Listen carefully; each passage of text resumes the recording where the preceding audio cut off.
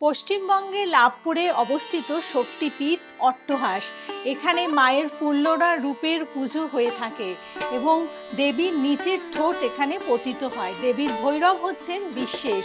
এই ফুল্লরা রূপ আপনারা দর্শন করতে পাচ্ছেন মধ্যমগ্রাম সারদা পল্লীতে ৫১ কালীবাড়ি মন্দির এবং জয়শ্রী ঠাকুর রামকৃষ্ণ সেবাশ্রমে।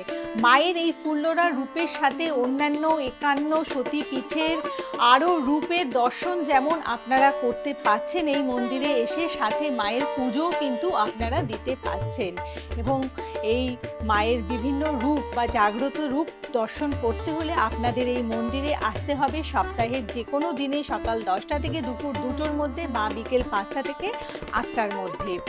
আর আপনাদের জন্য যে আনন্দ সংবাদ রয়েছে সেটি হচ্ছে এই মন্দিরের প্রাণপুরুষ যিনি জ্যোতিষ অধ্যাপক জয়দেব শাস্ত্রী আপনাদের জন্য প্রস্তুত করছেন বিশেষ দৈব প্রতিকার, যেটি তিনি নিজ হস্তে আপনাদের হাতে তুলে দিচ্ছেন প্রতি বৃহস্পতিবার বা শনিবার করে সকাল ১০টা থেকে দুপুর ২টোর মধ্যে।